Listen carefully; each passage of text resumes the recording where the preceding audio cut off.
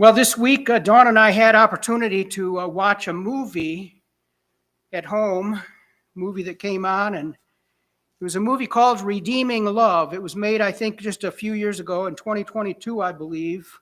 It's an interesting story, a story of a man named Tom who prayed. He was set in 1850s, I believe. He prayed for a wife, and then he met and married a young lady named Angel in a gold mining town during the California gold rush in the 1850s. But as the story went along, it turned out that Angel, whose real name was Sarah, was actually a highly paid prostitute, as things were there during the gold rush. And through a series of struggles with her past and her feeling undeserving of love, Tom shows his unconditional love and patience, challenging her to confront her past and open her heart to healing and forgiveness. A journey that in a lot of ways mirrors the biblical story of Hosea and Gomer, if you'll remember that. Maybe if you don't, maybe you should go home and read Hosea this afternoon. It's a beautiful love story of love, and yes, a story of redemption. And it left Dawn in a puddle of tears. So if you have opportunity, I suggest that you maybe go find this Redeeming Love and watch it. Such stories as this are powerful reminders of how a holy God loved us while we were yet sinners, and how we've been redeemed and we are being changed. If you came this morning to hear a story such as this, as we turn to Judges chapter 9, we will not enjoy such a story. No, the story we will read and study together in these 57 verses this morning is perhaps best described by Paul in Galatians 6:7, where he says, "Do not be deceived, God is not mocked. For whatever one sows, that shall he also reap." It's really a story of judgment. And in the last chapter, a couple of chapters really, but in the last chapter, last week, we looked at Gideon's sad legacy that he left. And of course, we saw in that chapter, Gideon had governed for 40 years and then he died. And in this chapter, what we're going to look at is his tragic legacy. Goes from bad to worse. You see, this is the story of his son Abimelech. And like a ruthless dictator, Abimelech did what he thought he had to do in order to get ahead and then to stay ahead. And as we read through this chapter, I challenge you to look for God, and you'll find him in a few places, but it's not going to be the way some of the other chapters of the Bible have been. But where is God in this chapter? We're going to see him there behind the scene, or behind the scenes, behind the S-E-E-N, if you will. This chapter is the story really of you might call it practical atheism. Of people who live their lives as though God did not even exist. Or as at least maybe if he does exist, he's at least irrelevant to their lives. That's the way these people lived in this particular chapter. And we're going to begin there at verse 1. It is a little bit of a long chapter, and we're going to stop and take some detours along the way, but hopefully we'll get through before 3 o'clock. Verse 1, now Abimelech, the son of Jerubbaal, remember, there's a couple of things we have to remember. Jerubbaal was actually Gideon, and he was called Gideon because his father Joash had said, if Baal is real, then let him contend. And so he renamed Gideon Jerubbaal, let Baal contend. And Abimelech is a name that means my father is king. And if you'll remember, Gideon had said, I'm not going to be king. They wanted him to be their king, and he said, no, I'm not going to be your king. And yet we saw that actually he went ahead and he lived as if he was their king.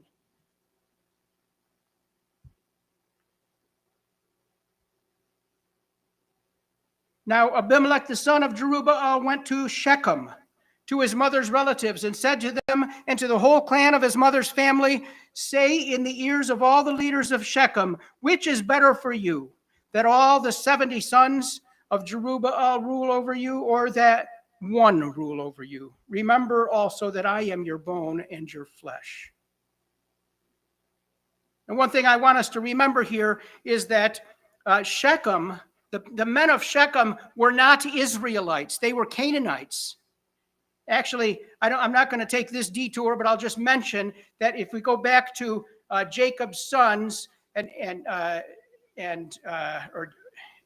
Jacob, I can't remember right now. Okay, we won't take that detour. I didn't write it down anyway.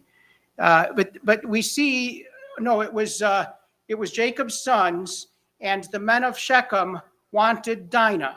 You remember that? It was a very ugly story. These were men. This man thought he could just come and take Dinah and marry her, and then there was a whole to do. We won't go into all that of having to do with circumcision and all kinds of killing people and all kinds of things. We got our own problems in this chapter, but so it goes back a long way, all the way back into Genesis.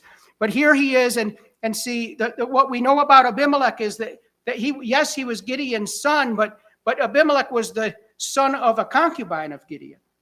And so his mother was a concubine, wasn't his wife. He was actually what we would call an illegitimate child. And so here he is, and he goes back to his mother's family now, the men of Shechem, not Israelites. And he's pleading to them.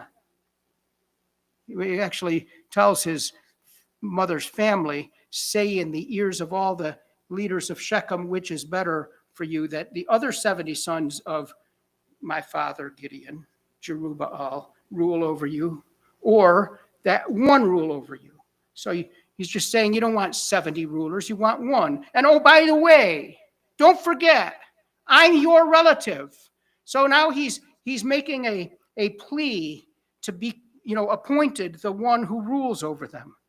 And the odd thing about this chapter is that we're looking really at a ruler over a region, and the region happens to be within the boundaries of Israel, but he's going to the men of Shechem. He's going to the Canaanites to have them, make him their king. Verse 3, and his mother's relatives spoke all these words on his behalf in the ears of all the leaders of Shechem, and their hearts inclined to follow Abimelech, for they said, he is our brother. And so we see their motivation there was, maybe because he's our brother. He's a Shechemite, if you will. I don't know if that was the way you would say it, but he's one of ours because of his mother is one of ours. Maybe we'll get some special treatment by this ruler of Israel. And by the way, he never really is the ruler of Israel. He's a ruler of a region. He's significant, but he's not really, he's a king in a sense, but he's not really king of Israel. Saul becomes the first king of Israel. Verse 4, and they gave him 70 pieces of silver out of the house of Baal-berith. Now, if you remember last week, or Baal-berith, that was, Baal is of the covenant. Remember, so we noted last week that it was like that was not Yahweh of the covenant. That was the covenant Yahweh that had made with them, and no, but they're honoring Baal-berith. So it's the Lord of the covenant. That's what it stood for.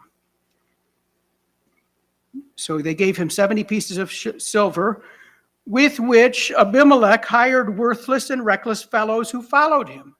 So now they're giving him money. He's going and paying off these worthless, reckless fellows, a mob. We've seen this kind of thing before. And he went to his father's house at Ophrah and killed his brothers, the son of Jerubbaal, 70 men on one stone. And so he went to the men of Shechem, wanted them to make him his king. And how did they do it? they said, well, we're gonna hire some thugs to follow you back to your father's house, and they'll kill all your brothers with one stone. Note that, one stone. But Jotham, the youngest son of Jerubbaal, was left, for he hid himself.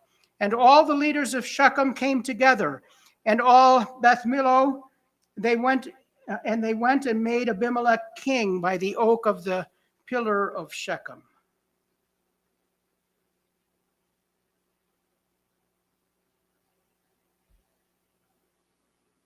I just want to pause there for just a moment now and jump over to that passage in Joshua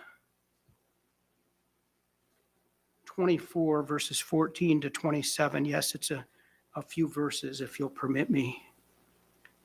This is that passage where Joshua says, choose who you're going to serve. Because what we see happening here is Abimelech seeking the men of Shechem, seeking the Canaanites, because who is he serving? Who is he wanting to be made king over? Who is he wanting to have make him king? These Canaanites that were supposed to be, killed originally. Verse 14 of Joshua 24, now therefore fear the Lord and serve him in sincerity and in faithfulness. Put away the gods that your father served beyond the river and in Egypt, and serve the Lord. And if it is evil in your eyes to serve the Lord, choose this day whom you will serve, whether the gods your father served in the region beyond the river, or the gods of the Amorites in whose land you're dwelling. But as for me and my house, we will serve the Lord. Joshua's putting a stake in the ground, and he's saying, this is going to be my choice. You'll have to make your own choice.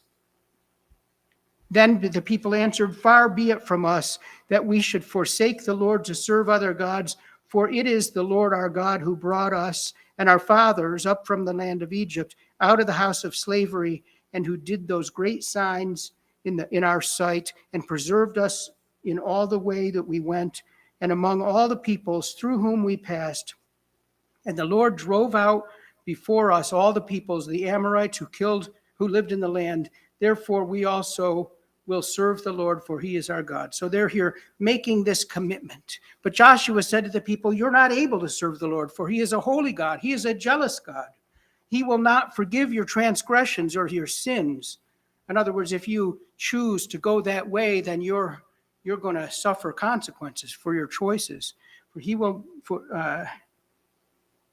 if you forsake the Lord and serve foreign gods, then he will turn and do you harm and consume you after doing you good.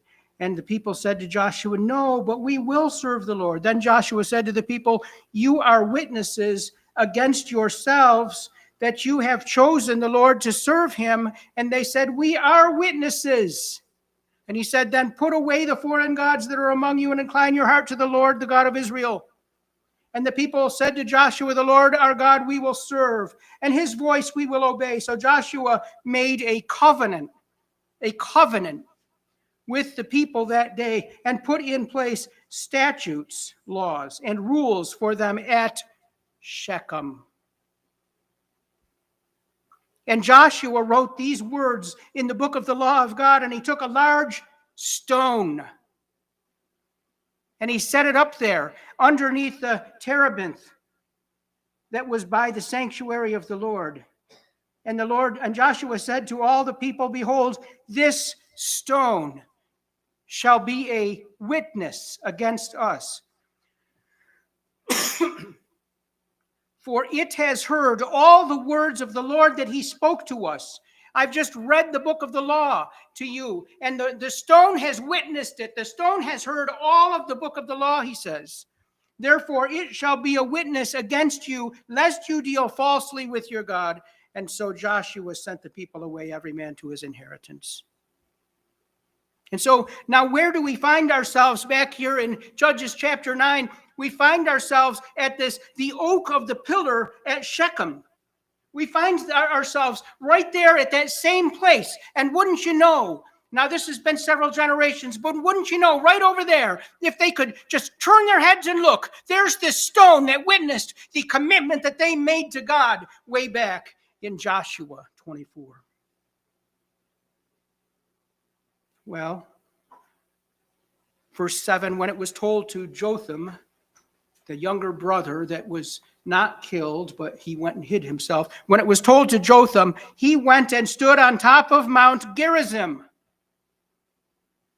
Does anybody remember Mount Gerizim when we went through the book of Deuteronomy and the book of Joshua? Do you remember what happened at Mount Gerizim? There were two mountains. All right, let's go back just a few verses, but let's go back to Deuteronomy chapter 27, verses 9 to 12. Then Moses and the Levitical priests said to all Israel, keep silence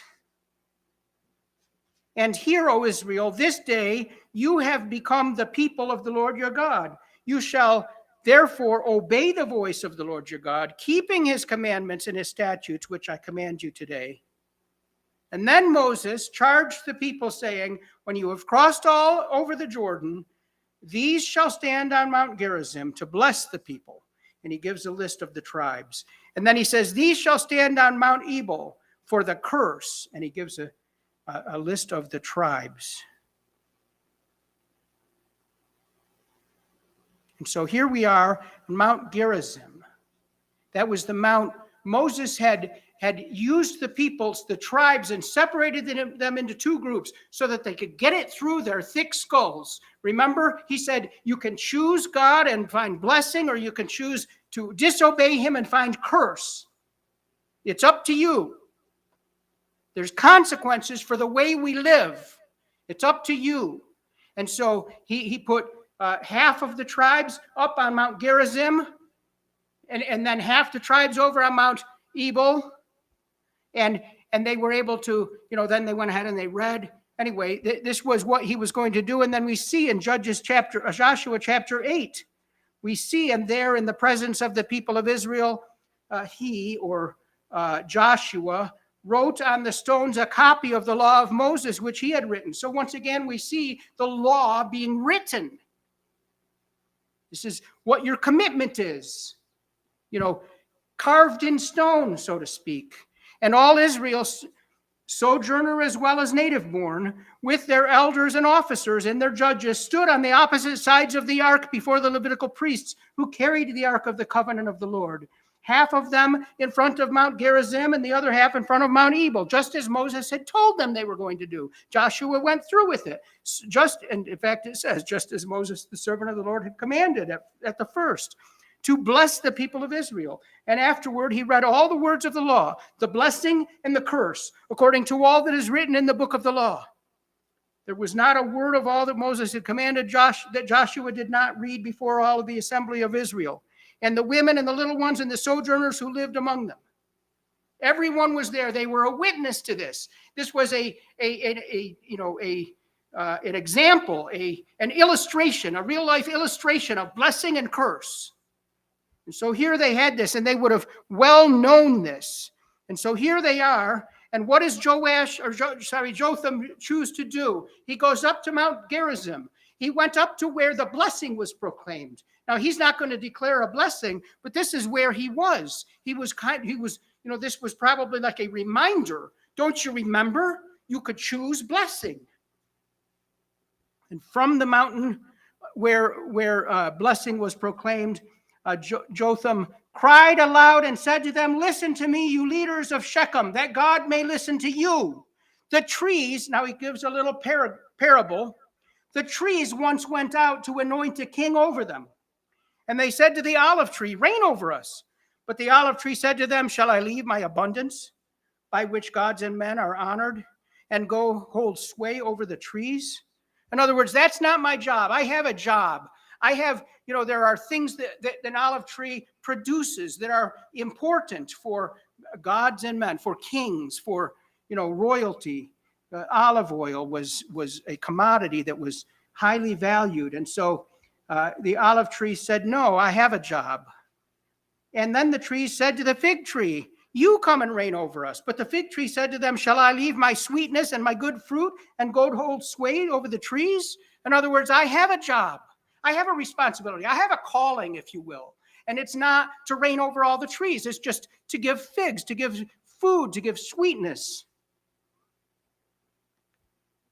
And so the trees said to the vine, you come and reign over us. But the vine said to them, shall I leave my wine that cheers God and men and go hold sway over the trees? The vine has a purpose, and it's not to rule over the trees. The vine's really not even a tree, but has a purpose, and it has a use. And it, if I go try to rule over them, then where, how will you have wine?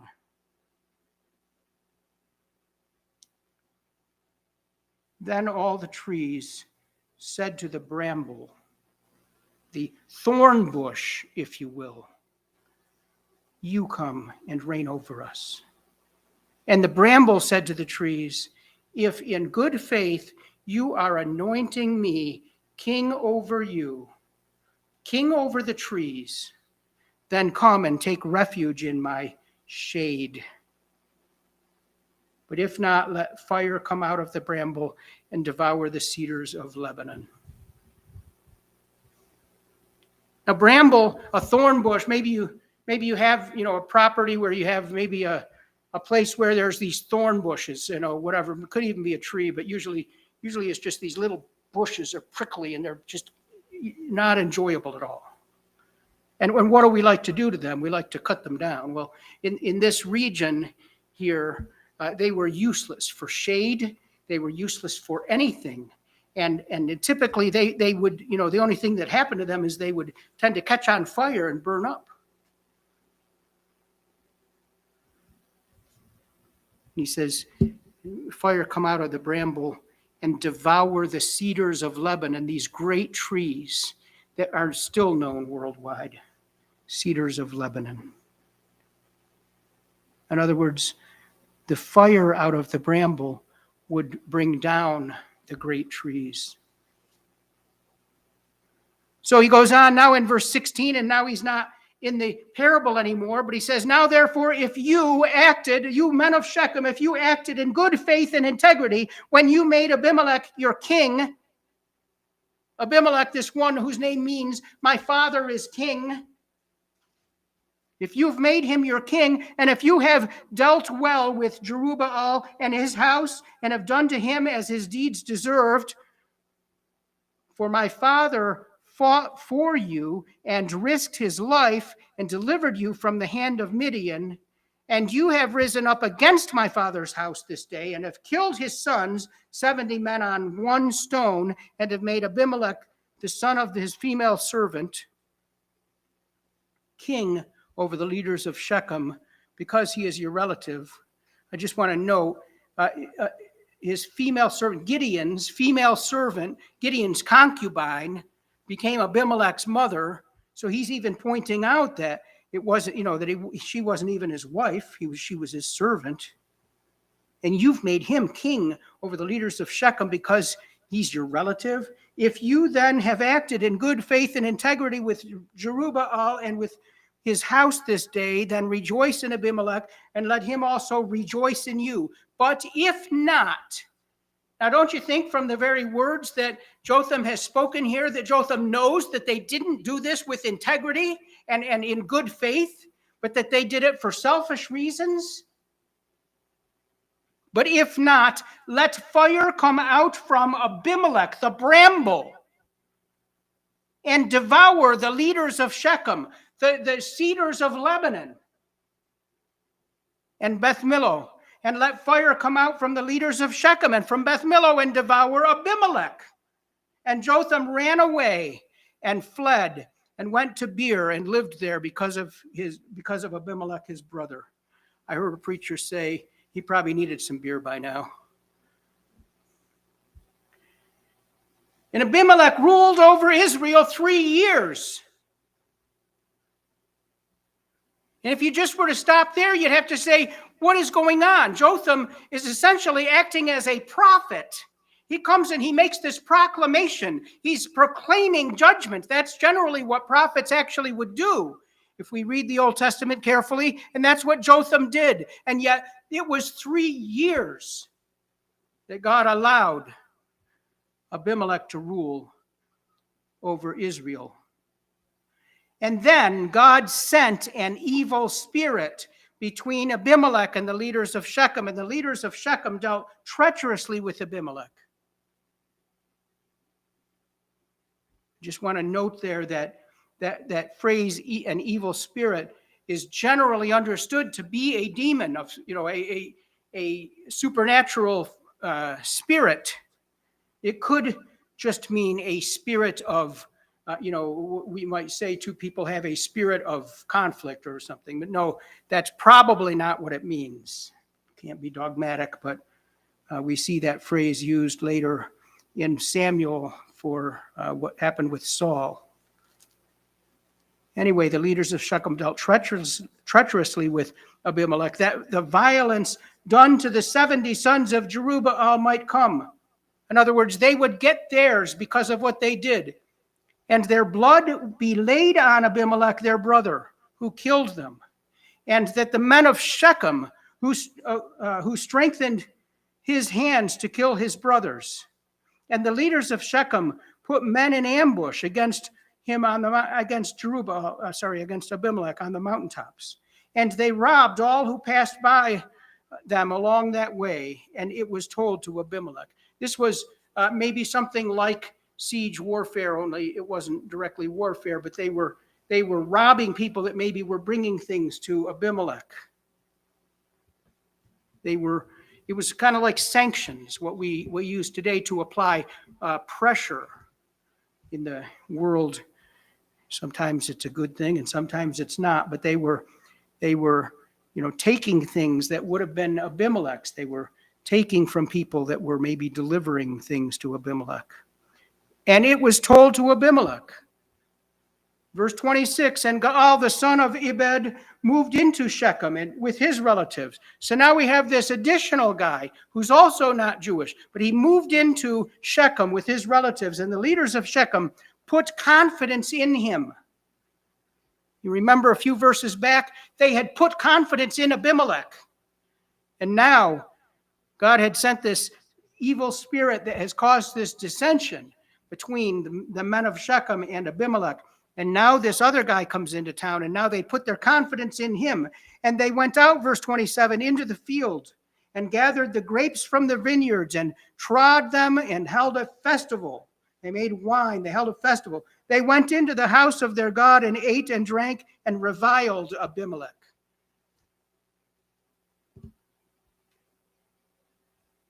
And Gaal, the son of Ebed, said, who is Abimelech? Who are we of Shechem that we should serve him?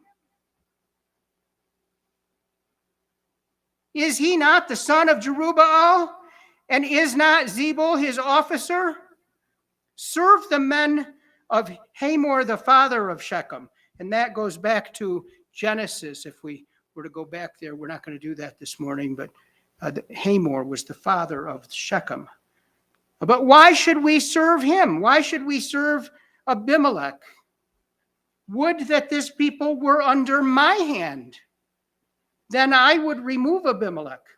And I would say to Abimelech, increase your army and come out. In other words, he would pick a fight. He would say, come and fight me. I'll show you who's boss. And so when Zebul, the ruler of the city, heard the words of Gaal, the son of Ebed. So Zebul, again, was the first officer of Abimelech. His anger was kindled, verse 31, and he sent messengers to Abimelech secretly, saying, behold, Gaal, the son of Ebed, and his relatives have come to Shechem, and they are stirring up the city against you. Now therefore go by night, you and the people who are with you, and set an ambush in the field. Then in the morning, as soon as the sun is up, rise early and rush upon the city. And when he and the people who are with him come out against you, you may do to them as your hand finds to do. And so Abimelech and all the men who were with him rose up by night and set an ambush against Shechem in four companies. And Gaal, the son of Ebed, went out and stood in the entrance of the gate of the city. And Abimelech and the people who were with him rose from the ambush. And when Gaal saw the people, he said to Zebul, look, people are coming down from the mountaintops. It was far off, and he saw these, what he thought were men, and Zebul said to him, "You mistake the shadow for the mountains of men." Sorry, you mistake the shadow of the mountains for men. In other words, no, there's no men there. It's just a shadow. And Gaal spoke out again and said, "Look, people are coming down from the center of the land, and one company is coming from the direction of the diviner's oak." And Zebul said to him, "Where is your mouth now, you who said, 'Who is Abimelech that we should serve him?' Are not these people whom you despise? Go out now and fight with them." In other words, now they're getting close enough, and it's undeniable that it really is men coming down. And so he taunts Gaal and says, you were a tough guy. Where are you now? So he says, just go out and fight them. And Gaal went out at the head of the leaders of Shechem and fought with Abimelech. And Abimelech chased him, and he fled before him. And many fell wounded up to the entrance of the gate. And Abimelech lived at Aramah, and Zebul drove out Gaal and his relatives so that they could not dwell at Shechem. We took care of him. Verse 42, on the following day, the people went out into the field, and Abimelech was told. And he took his people and divided them into 3 companies. And he set an ambush in the fields.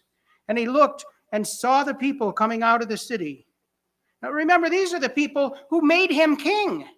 He went to not the Israelites, he went to the Shechemites and to make me king. And so now he's got them, and now he's going out and he's conducting a war against these very people. So he arose against them and killed them. Abimelech and the company that was with him rushed forward at the entrance of the gate of the city, while the 2 companies rushed upon all who were in the field and killed them. And Abimelech fought against the city all that day. He captured the city and killed the people who were in it. And he razed the city and sowed it with salt. Sowing something with salt. What grows after you put out salt? Nothing grows. Salt is a way of saying, this is, there's no more life here. Put an end to that city.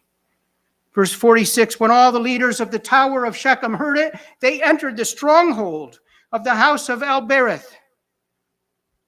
And Abimelech was told that all the leaders of the tower of Shechem were gathered together, and Abimelech went up to Mount Zalmon, he and all the people who were with him. And Abimelech took an axe in his hand and cut down a bundle of brushwood and took it up and laid it on his shoulder and said to the men who were with him, "What you have seen me do, hurry and do as I have done." So every one of the people cut down his bundle, and following Abimelech put it against the stronghold. And they set the stronghold on fire over them. And so all the people of the tower of Shechem also died, about 1,000 men and women. So now he has gone to war. He has killed them, and then now he's gone to the stronghold, and he's lit it on fire, and his 1,000 men and women there have died. Verse 50. We're almost done with the reading, at least. Then Abimelech went to Tibez and encamped against Tibez and captured it. But there was a strong tower within the city. Note this, in both cities there was this strong tower.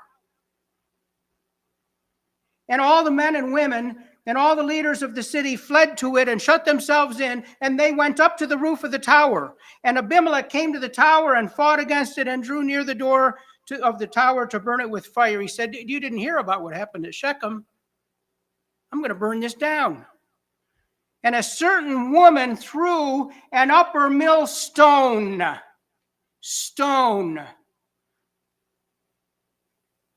and on Abimelech's head and crushed his skull. Remember how the 70 brothers of Abimelech were killed with a stone? Remember the stone that was put out there that Joshua had put up and said, "This is a witness against you"? And now this woman drops a stone, an upper millstone, on Abimelech's head and crushed his skull. Then he wasn't dead, but he knew he was dying. He said, then he called quickly to the young man, his armor bearer, and said to him, "Draw your sword and kill me, lest they say of me, a woman killed him." He didn't want that epitaph on his headstone. And his young man thrust him through, and he died. And when the men of Israel saw that Abimelech was dead, everyone departed to his home. The party's over. We're done. We're done here. We're not going to fight for this cause anymore. We're done. Verse 56, thus God returned the evil of Abimelech, which he committed against his father in killing his 70 brothers. And God made all the evil of the men of Shechem return on their heads, and upon them came the curse of Jotham, the son of Jerubbaal.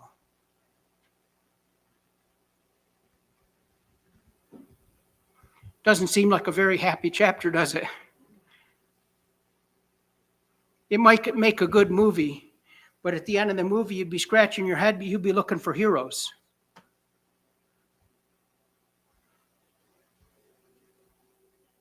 See, these men, Abimelech and the Shechemites, were living as if there was no God. They didn't need no discussion of Yahweh. We don't see God's name until it comes down after the curse and God and that 3-year reign of Abimelech, and we see that God sent an evil spirit. And he said, okay, I'm going to bring judgment now. That's where we see God in this chapter. But you see, living as if there's no God does not make it so. Godlessness has consequences, even if those consequences are delayed. Back in Genesis chapter 15, we see the Amorites originally. This is when Abram was still there. Verse 16 says, and they shall come back here in the 4th generation, for the iniquity of the Amorites is not yet complete. God wasn't ready to destroy the Amorites yet. When we went through, when we went through Deuteronomy, or maybe it was Joshua, we saw that come back around. Sometimes it's not time for the consequences to be pronounced. God will bring judgment upon sin in his time. And actually, generally speaking, we can see the delay as the opportunity for mercy. Even if most of the time people are not inclined to seek God. Living as if there is no God does not make it so. There is this strong tower that truly is secure, but it wasn't found in Shechem, and it wasn't found in the other town that they were in. That's not the strong tower that's truly secure. But there is one that cannot be burned down. Proverbs 18:10 says, the name of the Lord is a strong tower. The righteous man runs into it and is safe. Abimelech could have been seeking the strong tower, but he didn't do it because he was living as if there was no God. It didn't sound like Gideon was in the position to teach his children about Yahweh. Certainly he didn't take the time to, even if he did know about Yahweh. And we know that in the beginning he did know about Yahweh because he was asking the angel of the Lord to demonstrate to him that was really God's calling for him, and to demonstrate that he really was going to be with them. He put out the fleece and all of that. But he didn't give that on to the next generation. And now all of his kids are dead except for Jotham. And he's probably still hiding somewhere. But he prophesied, he pronounced judgment. And third, God is just. We learn from this chapter. He will bring judgment upon sin. And maybe we don't realize it, but in bringing judgment, he brings glory to himself.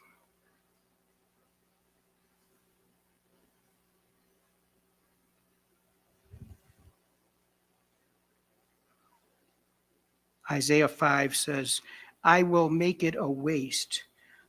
It shall not be pruned or hoed, and briars and thorns shall grow up. I also will command the clouds that they rain no rain upon it. God will bring his judgment. I feel like there was another verse that I was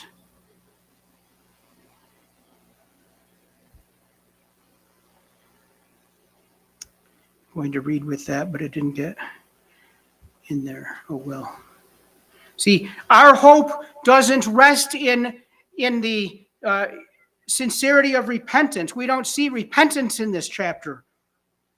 Our hope rests in the truth of Yahweh and his compassion for us, because we sin, don't we? And yet, if we confess our sins, he's faithful and just and will forgive us our sins and cleanse us from all unrighteousness.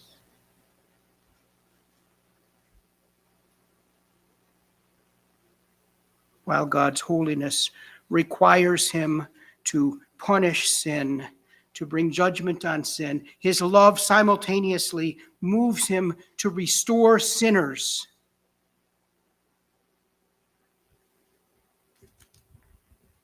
Indeed, there is a profound comfort in understanding that God can transform even the most destructive human actions into instruments of his divine plan. We see this in this chapter, that though there is evil on both sides, Jotham stands up and says what God is going to do. And indeed, God sends this evil spirit, and God brings judgment onto both sides, because both were in sin. God is ultimately glorified.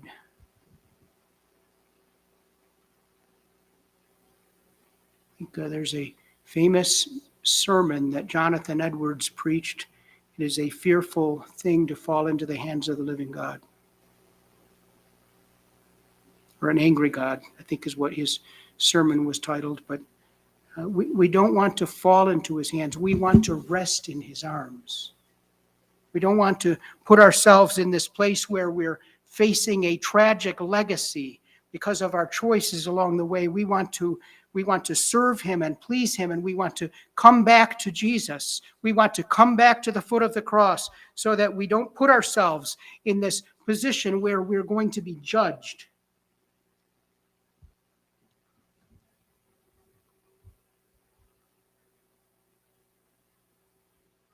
We want to demonstrate to the world around us what it's like to find grace in the